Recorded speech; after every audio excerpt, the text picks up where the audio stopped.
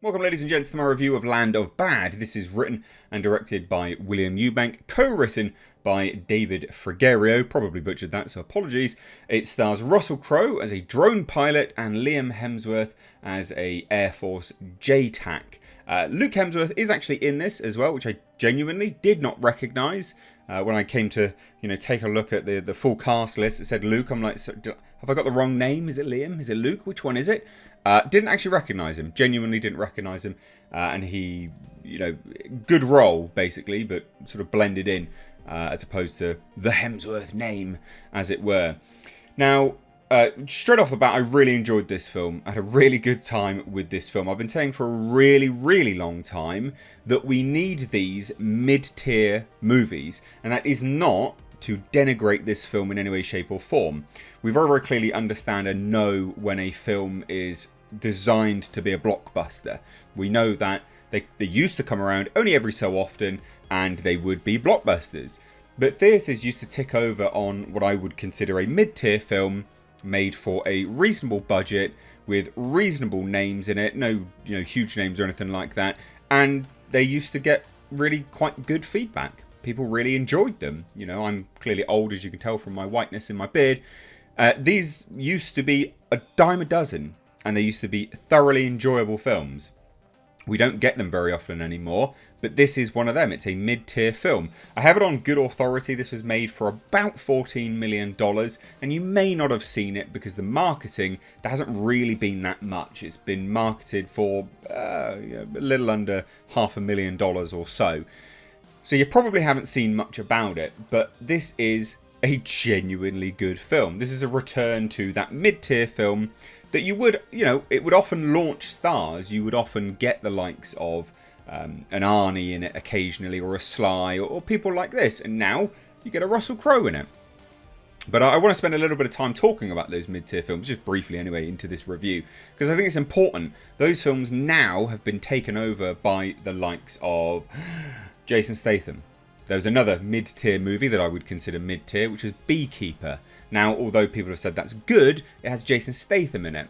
He and others like him have overtaken this mid-tier, theatrical release movie sector, and unfortunately, they add a layer of cheese, right? You watch these kind of films and you're distracted by the fact it's Jason Statham and he's in a load of them, and they all sort of blend into one. What was refreshing, and why I had to address that to get into the review again, what was so refreshing about this was seeing the likes of Liam Hemsworth playing a character which is young, bright-eyed, quite anxious, concerned, quite scared, quite frankly, and he goes through a hero's journey. Whereas you juxtapose that with the likes of a Jason Statham movie, he would be a boss straight from the off.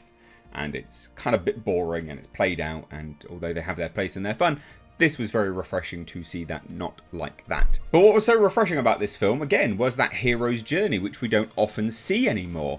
Either characters are just hardcore from the off, or I don't know, they just sort of die straight away, or whatever. This was a genuine hero's journey, and that was what was so refreshing about this film. And Liam Hemsworth did a really good job. I'm not really familiar with a lot of Liam stuff. Obviously, most people know Chris Hemsworth, and Liam Hemsworth kind of gets given a bit of a bad rap, I guess. But he was so good in this. Genuinely good.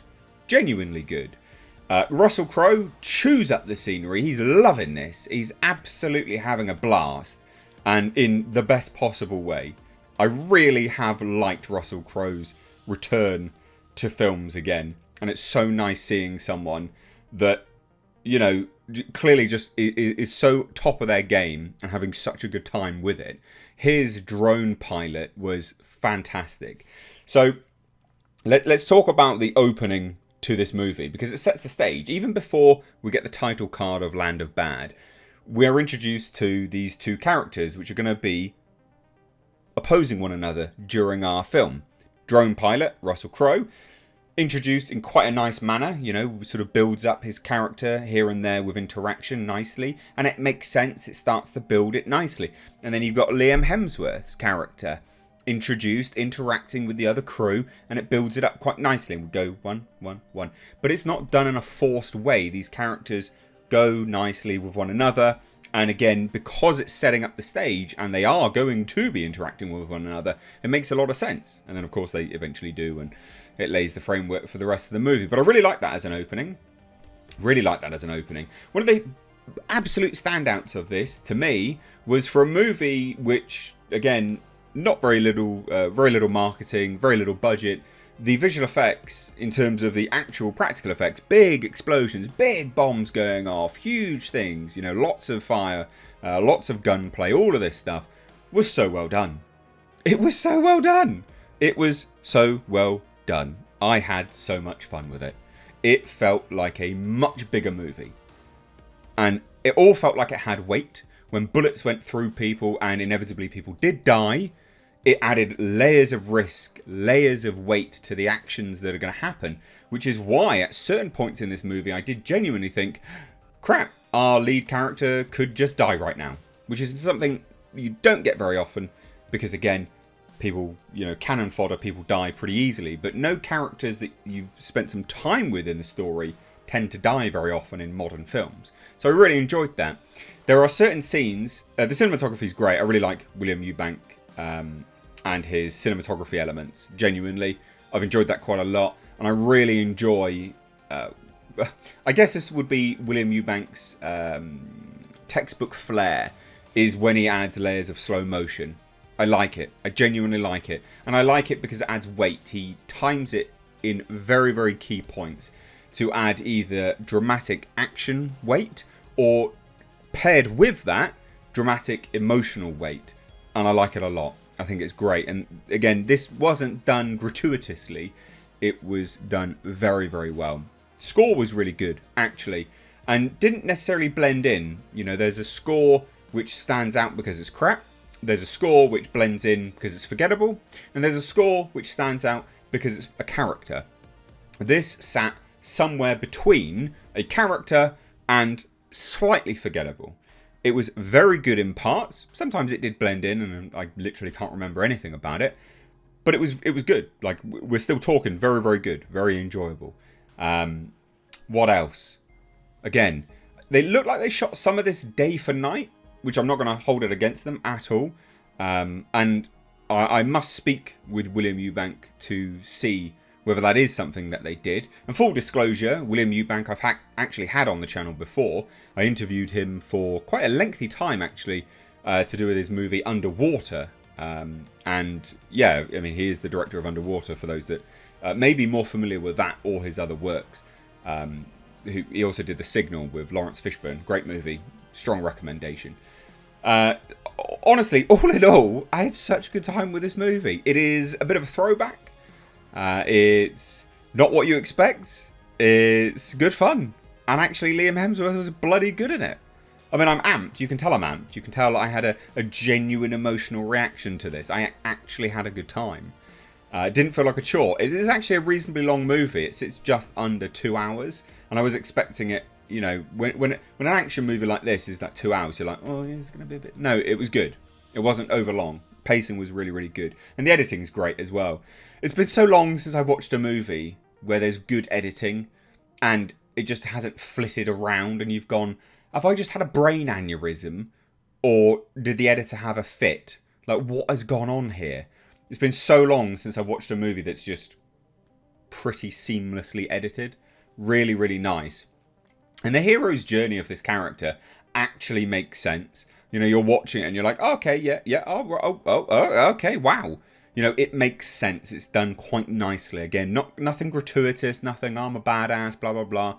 Because again, like, I was genuinely expecting, from the trailer, I was genuinely expecting Liam Hemsworth to be this sort of, you know, overbearing badass. And I honestly thought, that might get a bit old because I don't know him. Maybe I'll just compare him to Chris, you know, all this kind of stuff. But the way they handled it was so, so good. There is some brutal scenes in this as well. There is blood galore. Someone's head gets hacked off. No spoilers, but my God, this stuff. Way, way, way more brutal than I was expecting. But again, so very, very nicely done. It is a shame. It has been sold in multiple markets.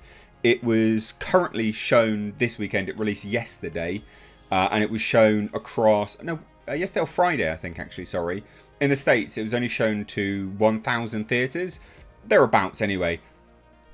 Just terribly low for the quality this film is. Such a shame that it hasn't been sold to more theatres. More theatres need a film like this to get bums on seats.